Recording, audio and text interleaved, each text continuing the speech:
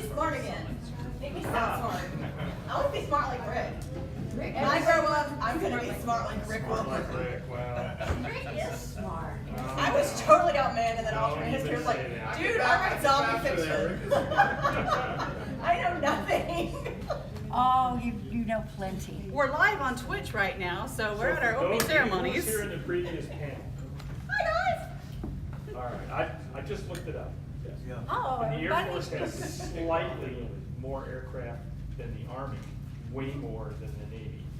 This was a question that came up about the Army, Air Force, Navy, who has the most ships, and it's all a surprise. But And you guys drive hard panels. well, I had to know I just that. want to talk You know, about that's- zombie So I'm pleased to report that the Air Force is in fact an Air Force. That is comforting. That's good to know. That's good to know. Talk about cats. But Isn't they there don't like a cat have any con ships going in on there there next for us. weekend? Yeah. I'm so disappointed. Why did that be the same time as ours? That would have been awesome. For those who are here live and people who are watching this for Twitch, that gentleman speaking who was said to be so smart really is so smart, and that's one of our guests of honor, Rick Wilbur.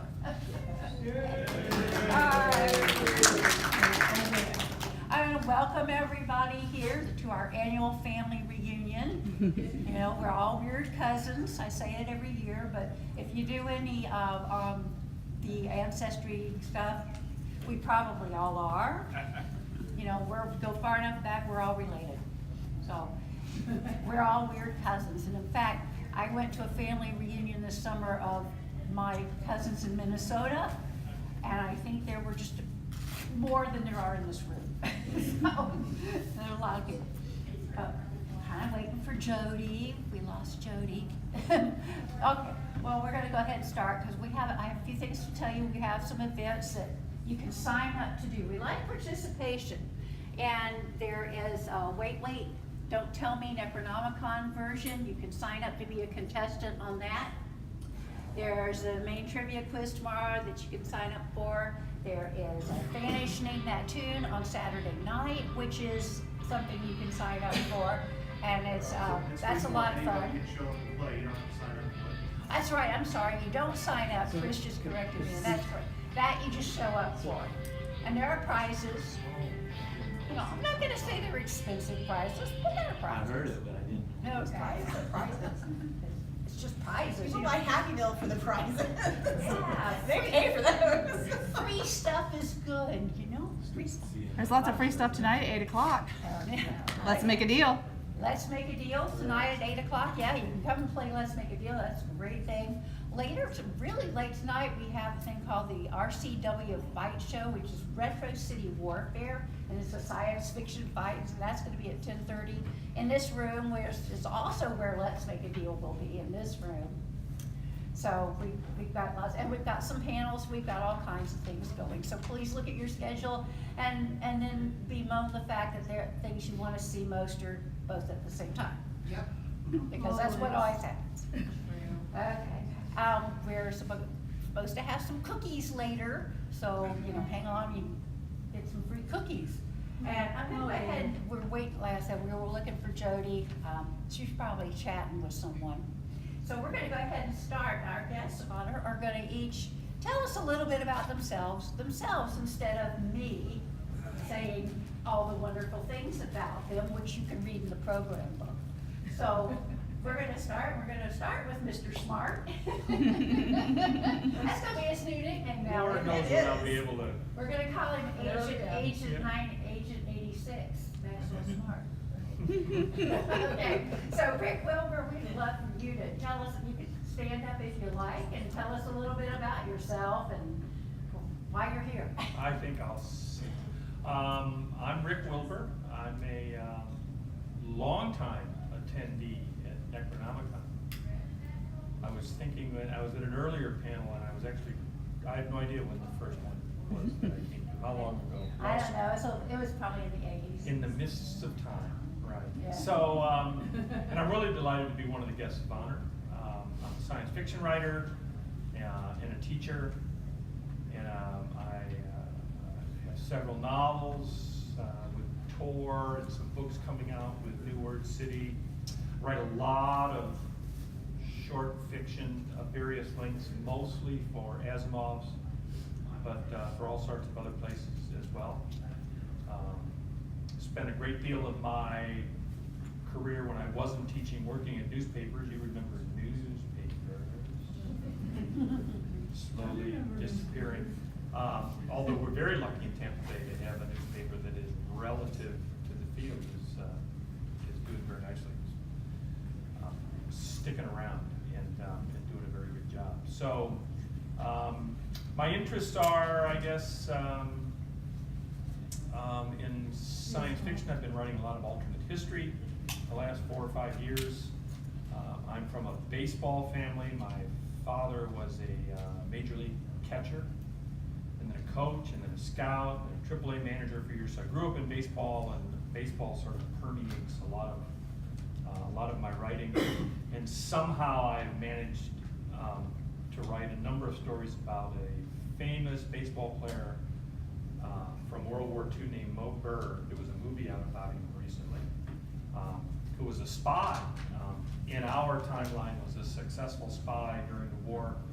And I've been writing about him, which allows me to write about alternate history, which I have an interest in, and World War II history, which I have an interest in, and baseball.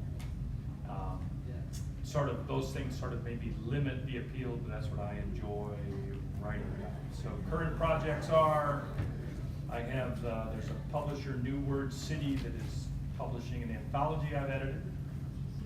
It's called Making History. It's a sort of an introduction to alternate history. All sorts of famous writers reprints their stories. And a short story collection coming out that was going to be ready for this convention and is not. And a collection of all my Mo Berg stories from Asimov's that was going to be ready for this convention and is not. I think of publishers sometimes as airlines. You know, when you're at the airport and they promise you that within the next hour, you know, it'll be fine, we'll be boarding within the next hour. Yeah. What they really mean is within the next hour they'll report to you when they'll be boarding, which will be another hour. Knowing lies. So I love my publishers, but I'm here bookless with anything new because they aren't out yet. That's how it happened to me. That's just how it happens. So I'm really delighted to be here because this is us. This is who we are. I always feel like you know, the real me is at 10 p.m. or 11 p.m. at night discussing whether or not in an alternate history you have to adhere to a certain timeline once you establish it, all these kind of questions, that and Doctor Who, I guess. So I hope everybody likes the new Who as much as I do. I do. I'm really liking it. Love it, Jody. Yeah, she's terrific, and the new writing team I think is doing a great job. So I'm really enjoying that, and I'm just generally really glad to be here. Nice to meet you, Rick. Nice to meet you. Nice to meet you. Yeah. I'm Tonya Brown. I am from North Carolina. I'm actually a military brat. My family is from North Carolina, a little town called Kings Mountain, Shelby area. It's about an hour outside of Charlotte. Asheville's about an hour in the other direction, so that might give you an idea of where it is. I write a lot of zombie fiction, some of you have discovered today, obviously. So if you guys are live and you guys are not live, that makes you the undead, which is awesome. Congratulations. I don't write all zombies, I write some humor, I write other horror, Southern Gothic sometimes. Young adult. We were talking about research earlier today, and if you think research is fun for alternate history, research for erotic stuff is really fun. I can only That's why I would say it's research. So I've been doing this for probably about maybe 15 years or so. I'm not quite as largely published as Rick. I'm sort of in the in-between gray area of small publishers. I have some short stories with larger publishers, so St. Martin's, Kensington, some other places, but I'm mostly with the mid-range and the lower level houses. My current work was not quite finished. I was hoping to have it, but I got the edits on Monday, so did not make it, unfortunately. It is, the working title is Iron Jack. It is about a time traveling robot pirate captain. So that's super fun. It is a little on the young adult side instead of adult, but I've done erotic zombie novels. I've done alternate history zombie novels, humorous zombie novels. So if you like zombies, I've got you covered. I also do steampunk. I ran a web serial for 4 years called Railroad, and it updated every Monday. It has 12 novella-sized volumes. It's a little over 400,000 words total. Yeah, it was a lot of fun. I've tried to do another serial since then. It took a lot of discipline. I don't know where I got the discipline from, but it was a lot of work. I really enjoyed it. I have all 4 of those volumes if you are super into that. So I'm just super glad to be here. It's my first Necronomcon. It was a, thank you. It says it's a 9-hour drive. It's a 12-hour drive if you want to stop to stretch your legs and your sciatica. So I recommend you work for the 12 hours because you're going to need it. But I'm glad you guys had me down today. I'm super happy. We're very happy to have you. Thank you. I've also brought my crew, my husband and my identical twin sister Tony. So you'll see her wandering around. I'm the twin. They can tell by the beards, dear. So I'm Tony, she's Tony, he's Tony, and then there's Donald, who's the odd man now. But thank you so much for having me. Thank you. We're very happy to have you here. And we're also very happy to have here Jody Offit. Jody was at the very first Necronomcon. And it's funny, I met Jody probably a couple years before that at a convention. And then we haven't seen each other in, at least 30 years. So But we recognized each other, didn't we? We did. We did. We recognized each other, and it's been, even though it's been a long time, it's one of those, we knew we were there. Yeah.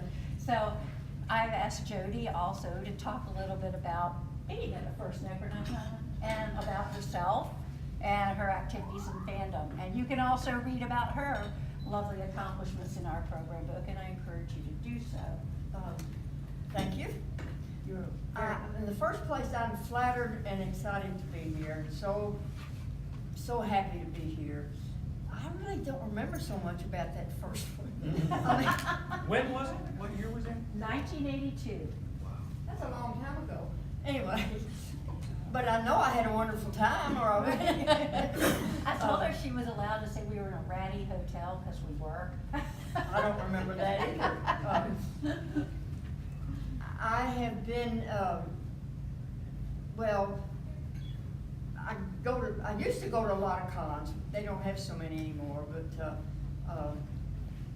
the last one I went to was in Bowling Green, Kentucky. It was a combination of the local fandom and Southern fandom con. And that was, I don't know, a couple of years ago, I guess. I have spent most of today wandering around the huckster room, and Kendall was nice enough to take me to the liquor store to buy a gift for my friend, and I talked to people that I met years ago, and just enjoyed it so much. I don't know what else to say. If anybody's got any questions, yes, sir. Didn't you drag some guy along with you at the first? Pardon? Didn't you drag some guy along with you to the first Necronomicon? Oh, maybe so. My husband Andrew Offit was guest of honor at the first one, and that was my introduction to, well, I've been to so many conventions, and I loved them all. And unlike a lot of fanish wives, you go to cons and then stay in the hotel room or go shopping. Not that I really my share of shopping, but I've gotten involved at cons. I mean, I love going to panels, and I love talking to people. And I belong to a fanzine. Are you all familiar with fanzines? Uh-huh. Yeah, of course. You are among your kind here. Yeah, oh, yeah. I belong to FLAP, which is the Finnish Little Amateur Press. I think I was a charter member of it. There aren't a lot of fanzines anymore, because now we have, that's how fans kept up with each other to a It great was extent. paper. Hmm? It was paper. Maybe. Well, yeah, and it still is, well, mine still is. But now we've got the interstates and it's cheaper to fly, so that people go to a lot more cons now. Any questions, that's all. Yeah, in fact, I wanted to say one thing to you. If you do have books by, or pieces of literature by Tonya or Rick, please feel free to come up and get a autograph. If you don't, and you want autographs anyway, it is perfectly acceptable to ask people to sign your program book or your schedule or whatever, or even the back of your badge. Or your arm if you want a tattoo. Yeah, there you go. Any of that's fine. So I do encourage you, and yeah, if you, I'm gonna call and I'm gonna ask Kendall for some help here because my vision is so poor, but I would like to let people ask questions and he can call on you. I'd like to say one more thing. No, please. My husband wrote a lot of science fiction and fantasy, but he also wrote, I guess it's all right to say this. Yes. Pornography. Yes, yes It it is is. all right. Yeah. It's allowed. But, well, we lived in eastern Kentucky, up in the mountains, and that's not something we talk about. However, he was so successful at it that unlike a lot of writers who write part-time, that's all he did was write eventually.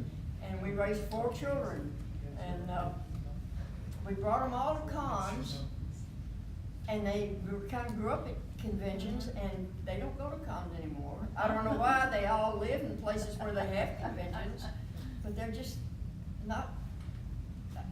It's not that they're not interested. They still read it, but they don't go to cons. Anyway, thank you. Well, my own son, he only comes here. Well, Yeah. He's here. He will be here, or He is here. is he here?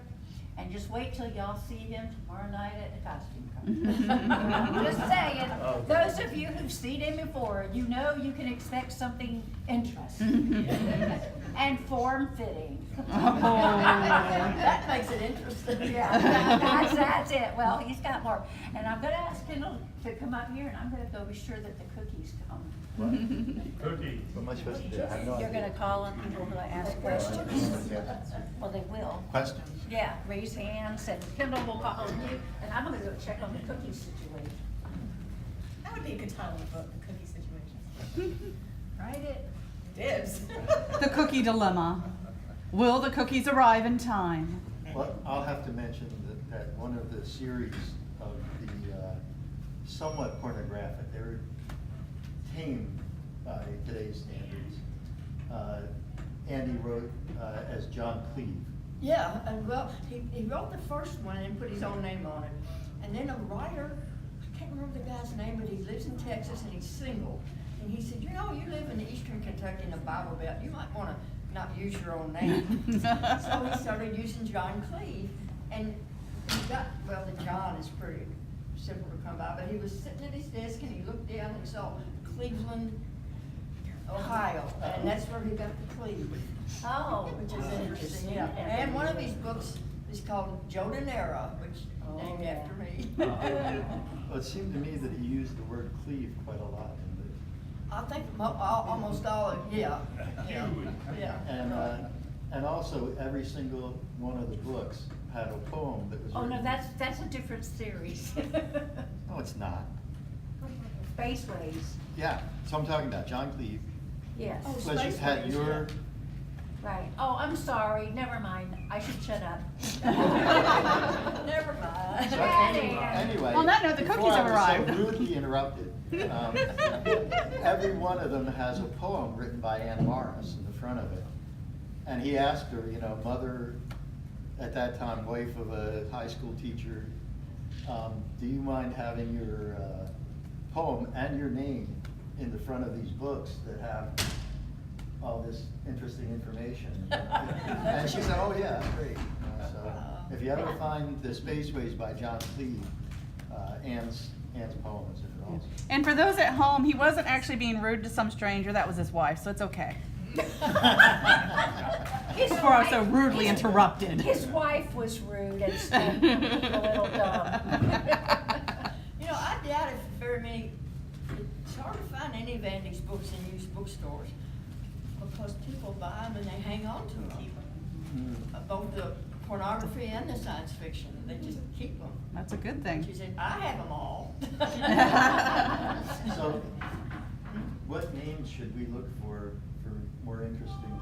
Do you write everything under your own name? You know, I actually, the first 2 erotic novels that I wrote, I put them out under Regina Riley, and it wasn't because I was ashamed of writing them, it's that I thought it would be fun to have an alternate name, and it was work to be Tonya Brown and Regina Riley, 2 different websites and 2 different personas. So I dropped when Lyrical, Kensington bought Lyrical Stuff. I said, the first thing I want to do is drop Regina. I'm not interested in you, Regina, anymore. I want to be Tonya, because I clearly do not mind talking about this stuff. It's not a problem with me. So yeah, that went out the window, because it was too much work having multiple personalities. So everything's under Tonya Brown. So, which is interesting, because I'm the only Tonya Brown on Amazon. You'd think that would be the combination with Brown, but something about the combination of Tonya Brown, you put in Tonya Brown, that is it.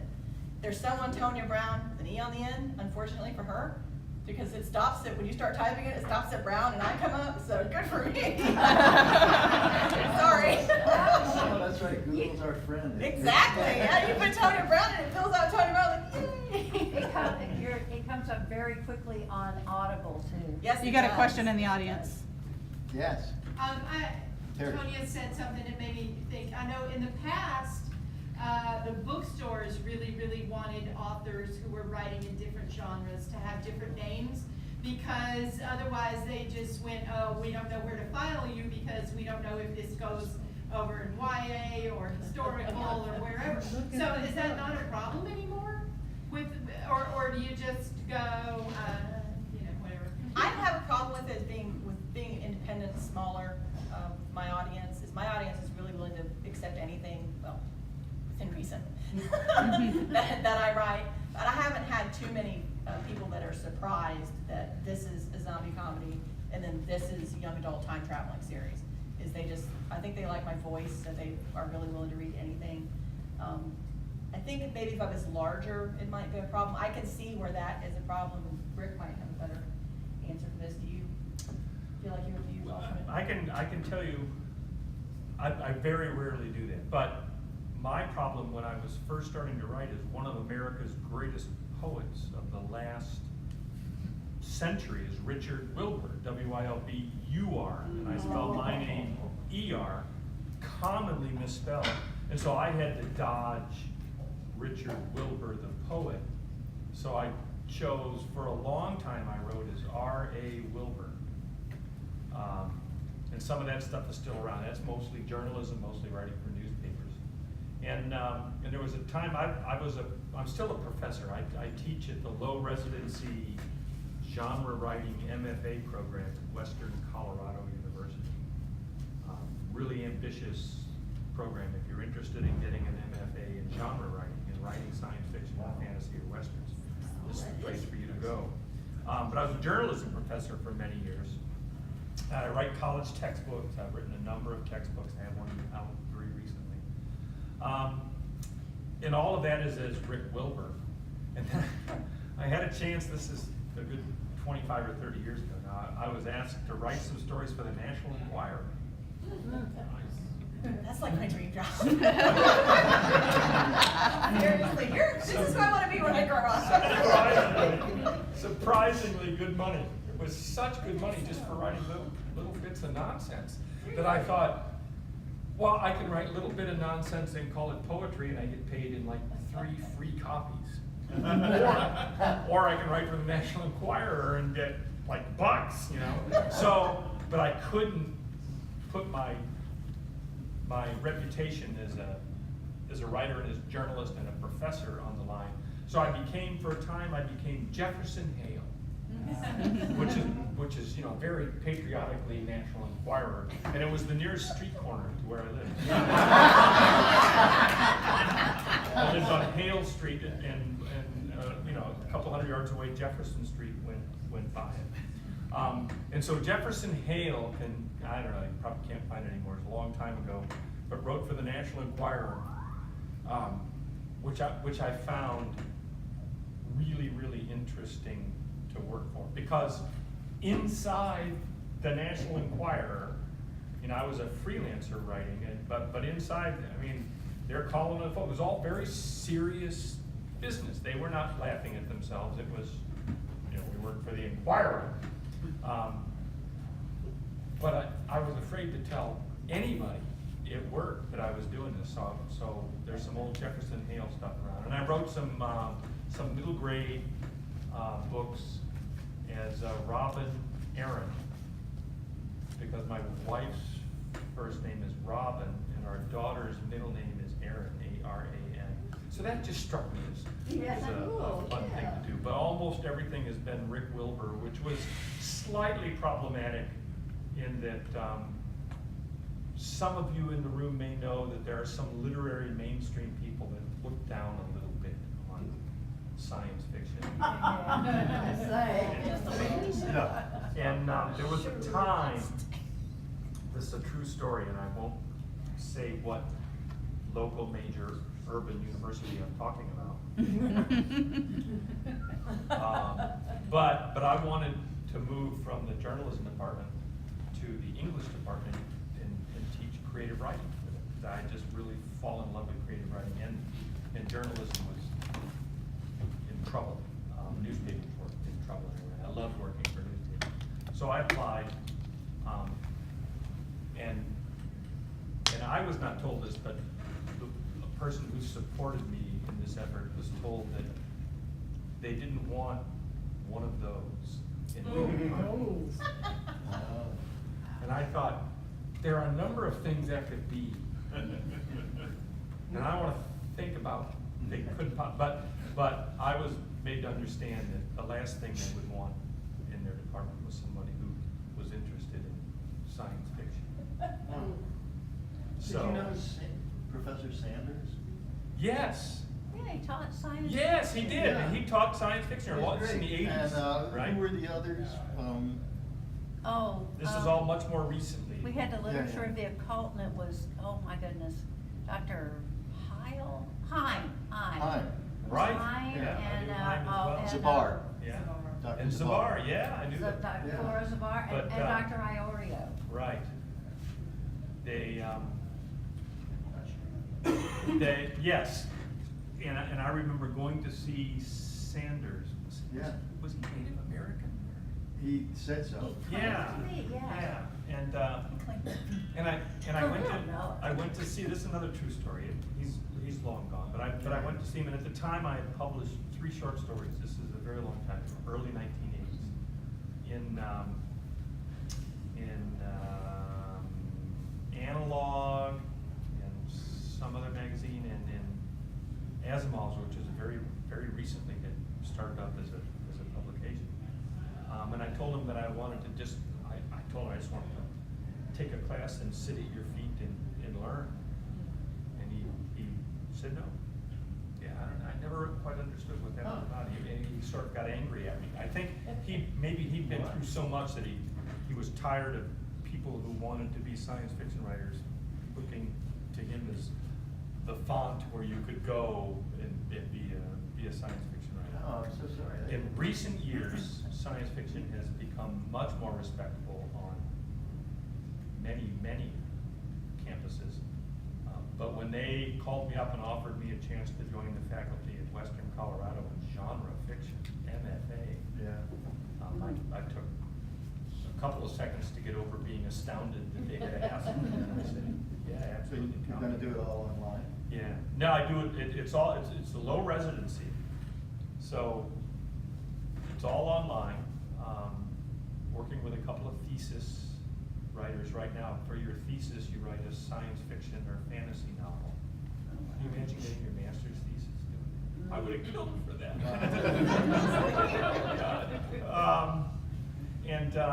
And then they bring the faculty out to Gunnison, Colorado in July. And we have one-on-one sessions and do workshops for several weeks. And that's face-to-face. Your Yeah. question is, can I sit at your feet and learn how to write? I gotta tell you, leaving, I live in St. Pete, leaving the Tampa Bay area in July to go to 8,000 feet. So wonderful. Just a real I had to hardship, right? remind, kept reminding myself, you know, I have to as go I was back struggling on to this. breathe at 8,000 feet, I kept reminding myself, this is so much better. So much better. And it was better, so it's really nice out there. I'm so glad. Yes, scenery's great, students are great. Not all the students are great, some of the students are great. Mary? What is the hardest thing about writing your novel? Any panelists? About writing what? All of About them. writing under another name. Yeah, or all the Um, panelists actually. Well, just the idea that you're writing in a whole different format, a whole different thing. I did a lot of my journalism for the first 10 or 15 years of working for newspapers was as R.A. Wilbur. In fact, I was conjuring up distant memories. I was the rock and pop music critic of the St. Louis Globe-Democrat for years as R.A. Wilbur.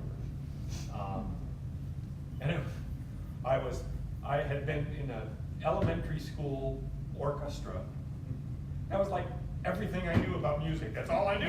So, but they hired me to be their pop music critic. So I'm interviewing people like Queen, and I'm going to concerts and trying to write something lucid. This is long before there was Google to help out, and it was enormously fun for a long time. When you think critics don't know anything, it's true. I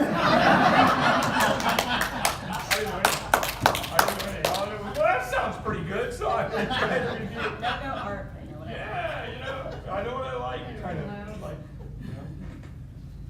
But it was a fun job. So, and that was, it was kind of important to be a different person for that than the person who was just learning how to write. I went to Clarion to become a science fiction writer, and Damon persuaded me to stick with Rick Wilbur. He persuaded me not to be Richard, which I wanted to be. He was the one who reminded me of, because I didn't know anything until like last week. And Richard Wilbur was a famous poet. I had to go read some Richard Wilbur book, and I thought, oh my God, he really is a famous poet. So that's that started some of my name stories. Robin Aaron was just great fun. I was hired by the Ice Capades to write a middle school ice skating mystery. And it was great. It was great fun. And then they sold it at the Ice Capades. You know, I made pretty good money on that. It was all right. I wanted to do more, and then the Ice Capades, they changed ownership, and there went my gig. So, you guys all know how that goes. Is Damon Knight? Damon Knight and Kate Wilhelm were the cornerstones of early Clarion, the Clarion Writers Conference. And if you're really ambitious about writing science fiction, that's a great place to go. It's very expensive, it's 6 weeks long. And I went there, as you might imagine, having established, I'm really disturbed by this being smart thing. So I want to establish that I'm clueless. So I went to Clarion, I had no idea. All I knew was I'd been writing journalism and writing sports. I'm a sports family. I did sports writing for things like Sport Magazine and the local papers. And I didn't want to do that anymore. I wanted to write the thing I had loved since 3rd grade, which was science fiction. I read hundreds of books when I was a kid, and through high school. Got me in all sorts of trouble, hiding Arthur C. Clarke, and Ursula Le Guin behind your textbook.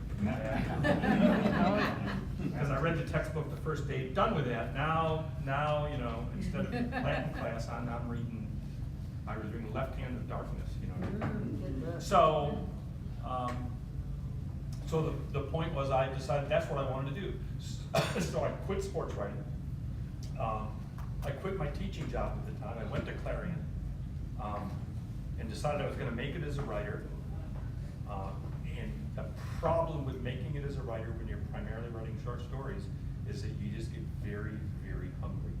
So I went back to teaching, and I went back to newspapers, and then continued to sell about a short story a year after that, all through the 80s. Science fiction was unfortunately for me, it was more of a hobby. And it took me a while to build up enough sort of momentum. So, So when is your second book in this? Alien Day, Alien Morning came out in 2016 from Tor, the first of a trilogy. Not a trilogy I actually wanted to write. I wanted to just write the one novel. They actually called me up on the phone, and I think at the meeting, and said, "Are you okay if it's a trilogy?" And I said, and they quoted me some more money, and I said, "Money?" Sure, I'll make it a trilogy. So again, I was clueless. I had no idea what it was. So I wrote the first novel. It did pretty well. Alien Morning was a finalist for the John W. Campbell Award for Best Science Fiction Novel of the Year. So that was good. And it took me 2 years to write Alien Day, which is now sort of in process in Tor. I'm sure it'll be, Tor can take a long time for things to go, but, and there's gonna be a third one, I suppose, because it's contractual. And again, I'm absolutely clueless. I have no idea what I'm gonna do with the third one, except something that follows along after the second one. And that's how trilogies work. I think that's how they work, so. And they all die, right? Teach them a lesson. Yeah, they all died, but they're gonna be back. And yeah. Will you call it Alien Night or Alien Dusk? Well, I was thinking of Alien Second Breakfast. This might be what I'd really like to write, would be that. But, you know, but I think I wrote the only first contact novel that was about an ex-professional basketball player. I don't know, it just made Well, sense it's to gotta me. be So sports. yeah, it's always gotta be sports, I know. I get dinged for that all the time. Oh, well. So is there a genre that you've never written that you think would be fun to write? Spy novels. Spy novels, absolutely. I wanna write spy novels. I wanna write like World War II Prague, and Paris in the dark, you know, and Morocco, because that's where I just read that. I love that stuff. I read it constantly. And you could even be Cold War spy novels. Since the end of the Cold War, spying's not fun anymore. Now you're all spying in the modern world is you're sitting in this room in Russia with all of your fellow employees working hard to pretend to be Americans so you can persuade the people in America who to vote for. That's spying. And so, but, you know, during the Cold War, that was the real deal. So I would love to do that. Mine's hardcore sci-fi. I've never written a hardcore sci-fi novel, and I don't know if I could or not. I'm way too intimidated. I love to read it. I love Asimov and Clarke. I love hardcore sci-fi, but I just cannot write it. I think it would be tremendous amounts of fun too, but every time I sit down, I get way too intimidated by I just think the logistics of it. I just can't do it.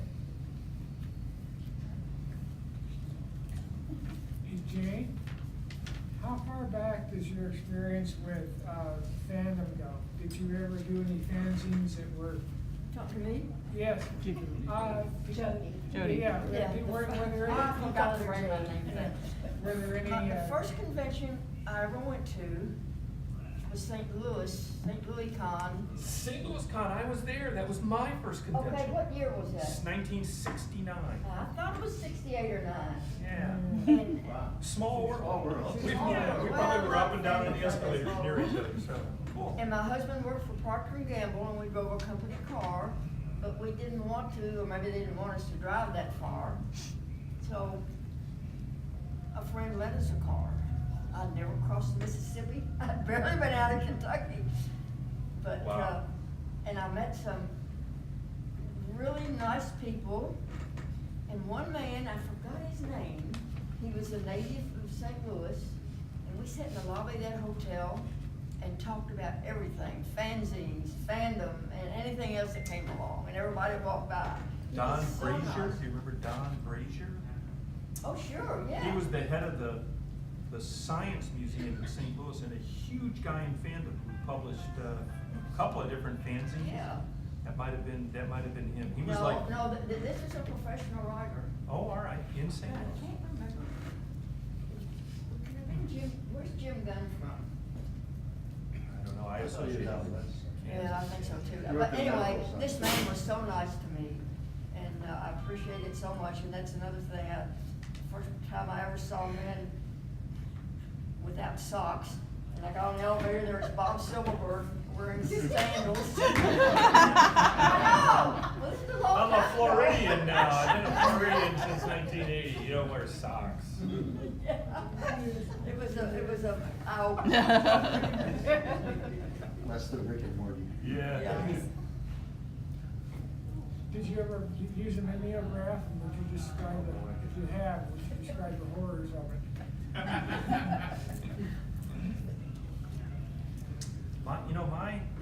My first short stories were published by Don Brazier in St. Louis in his fanzine, Farrago. No, I just, no.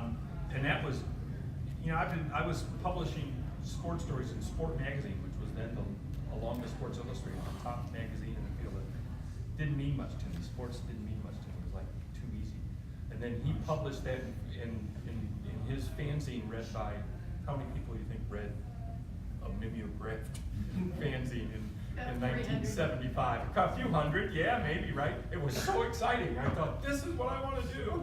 I want to write these mimeographed fanzine. That's what I want to do. And everybody in here, sort of unfortunately for us all, gets that, right? So that's what you want to do. We've all read Purple Ink. Yeah. Rose had a question over here. Every convention we ever went to in the early years had a table outside the huckster room, fanzines just all over it. You could just help yourself and take whatever you wanted. We had a Stonehill fanzine. Oh, yeah. Remember? And it was mimeographed too. Yeah. There was. Yeah, Richard Newman had a mimeo machine and he came over to our house with it and we did it in our house. With all these different, and Mark actually has a copy of it. Mimeo ink. Oh, I love the smell of it. Now we have Now, some- I love the paper You used to get those papers when you were in school and go, Yeah. Well, that's what the dittos. yeah, Different than mimeograph. man, those were, That was so carcinogenic. it smelled so good. That's all. Rose, did you have a question? I did. I wanted to ask Rick Wilbur, you were part of the Asimov's new writers thing, right? You were one of the judges? There's an award called the Dell Award for undergraduate excellence in science fiction and fantasy writing, for college undergrads, run by Dell Magazines. And Sheila Williams, the editor at Asimov's, and I co-founded that award 25 years ago. And next March in Orlando, the conference in the Fantastic where the award is handed out, we're bringing back the fellow who won the first award 25 years ago. He was part of the Canadian Space Program. He's an aeronautical engineer, Eric Choi. And he's edited a couple of anthologies recently, and he's had a really good career. And that award has become something we're all really, really proud of. A lot of very successful writers won that or were a finalist for that award when they were undergrads. And we didn't teach them anything. We just sort of noticed how good they were, and hand them a certificate or a plaque and a check for $500, and then you watch them succeed, and you tell yourself, I had a hand in that. So, well done, well done. Rich Larson is our current. Rich Larson sort of came out of nowhere, and in the last 2 years, he's published, I think, 30 short stories in all the top magazines. And he won the award a couple of years, a finalist one year and won it the next year. And for those of you who like steampunk and from that era, Laura Donnelly, anybody read anything by Laura Donnelly? She's Yeah. another one that won the award. So we're really proud just to have won an award that sort of opens some doors for some people. I think that's what it does. Because editors come to that conference and chat them up. So I hope that's what you're referring to. Maybe I just made all that up needlessly. No, I wanted to know about it. Okay, that's the award. It's for college undergrads. If you are a college undergrad, come up and talk to me, and I'll tell you all about the award. Doesn't count me. All right, so, obviously all of us as fans, when we meet, our favorite author, we get tongue-tied or whatever. Who would be your favorite author that if you ever met them, or even if you have met them, that, you would just, words? I fangirl really hard on people, like, can't talk to you. The folks that made, I don't know if you guys remember the Flash series, Strong Bad, who still kind of runs Home Runner, runs Home Runner. I used to dabble in Flash, and I met him, and couldn't talk, my twin sister had to talk to him for me, because I was so tongue-tied. Yeah, it's handy to have a twin sister. Neil Gaiman would be mine. I would not be able to talk to Neil Gaiman. And I had an opportunity to go to Charlotte and meet him, and did not go. So want to meet the man, cannot go. I do not know what I would say to him. And then I was like, he puts his pants on like I do, seriously. But maybe he doesn't. Maybe he has pants machine. Maybe he has people put pants on for him, seriously. That's in my mind. He's in the palace, and all these people like following around and put his pants on for him. So that's but seriously, I really don't know what I would say to him. I would just be like, I love you. And then I would follow around the whole convention going. So that's my weakness is no Gaiman, so. You know who we talking about famous writers? I used to think that the most famous writer I ever met was Stephen King. He That was would at still be Necronomcon good, in yeah. Nashville Yeah. until who wrote the Game of Thrones? George R. George R. R. Martin. Martin. Now I think it's probably George Railroad Martin. He was a guest here before. Yeah, really? Yeah. A great guy. Yeah, I was at a con, he was a guest one year, and I kept telling people, I'm at a con with George R. Martin. Never saw him, never met him, was never the same person. I was at a con with George R. Martin. I think that it stands for Richard something, I don't know, but. I like Rowan, I'm just gonna start saying Rowan. He may have said that, but I've heard him call railroad quite a bit. Yeah, that's officially Rowan in my mind. Oh, there's that little cat thing too. Exactly. Yeah, I start calling him woo-woo, George, woo-woo, Martin. You could probably just shake his head at you. I'm trying to think of who, my first acquaintance with stardom was, remember I grew up in a baseball family, so my dad's best pal when I lived in Boston was Ted Williams. All these famous baseball players were just like family friends. And so all of those people didn't mean anything to me, they were just dad's friends. People that other people would be very excited about. We were having dinner at Ted's house. Oh, wow. Yeah, so that didn't mean anything to me. And then I got really deeply into science fiction as a kid and in high school. And then in college, I formed with a couple of friends, and we formed the usual science fiction club. And our science fiction club comprised of maybe 8 or 9 of us in a school of 10,000.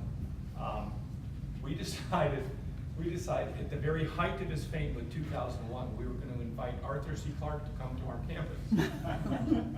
So I wrote the letter, and I had a place to send it to his agent. I sent to the agent, and he wrote a letter back, and he said, as it happens, I'm going to be in the Midwest, in Chicago, on the dates you're talking about. I'd be happy to come.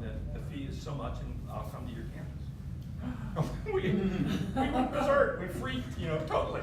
So we went to the president of the university, knocked on his door, and he said, "Great, we'll pay it. The university will pay it." So we had worked this miracle, and it was my job to go to the airport and pick up Arthur C. Clarke.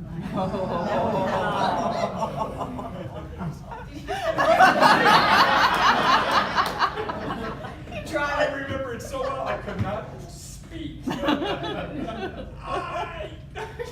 was just hilarious. And I got into campus, and he gave a great speech. It was my job to take him back to the airport. Took him back to the airport in St. Louis, and he bought me a 7-Up in a wax cup. This is a long time ago, in a wax cup. Save that until the airport. Oh my gosh, yes. Bear in mind, I played baseball with broken bats from Ted Williams. It meant nothing to me. But a cup from Arthur C. Clarke. you still have it? No, I don't know. It might have been DNA, you could have cloned For it. many years. And that was very, very exciting to me. And then, the other, awestruck story I have is I was raised Catholic, and I went to a Jesuit high school, in St. Louis, not unlike Georgetown Prep, which was recently in the news for all sorts of bad reasons. And I must say, I knew people like that at St. Louis University High, where I was. And so when I was in high school, I read A Canticle for Leibowitz. And it was, Reconstruction after, is post-apocalyptic Catholic stuff is how I read it, totally Catholic stuff, saving, just like the monks saved knowledge, during the Dark Ages. And it just, wow, it's just terrific. And I've read it, reread it, and reread it many times since, still greatly admire it. And then I found out through my friend Joe Haldeman that Walter Miller, the reclusive Walter Miller, was not only still alive, this is maybe 1995 or 6, but lived in Daytona Beach. And I sent him a letter, and I said, I'd like to interview you for a story about your writing and what's going on. He said, sure, come on over. And I thought, Walter Miller. So I drove to Daytona Beach, and I parked in front. And bear in mind, again, my background, where I was not awestruck by anybody, but I was awestruck by Walter Miller. I can't believe it was.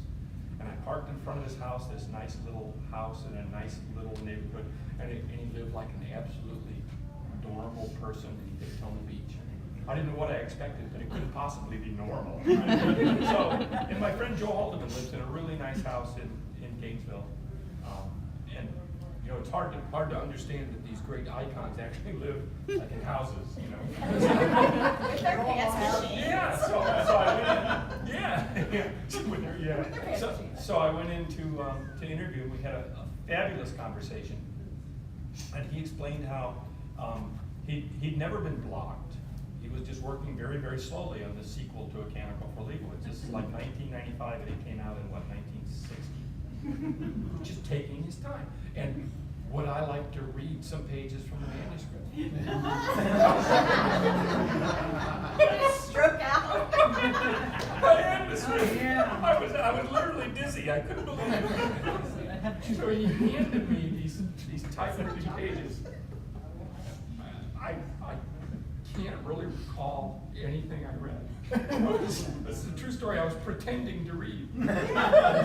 Too excited to actually read. And I said, it's wonderful, it's wonderful, it's wonderful. I handed it back to him. And then I drove home, and I wrote this embarrassingly gushy piece for the Tampa Tribune. Remember the Tampa Tribune, guys? I wrote for the Tampa Tribune for years and years. So I wrote this gush about how fabulous, all this was. And then tragically, within a few years after that, he committed suicide.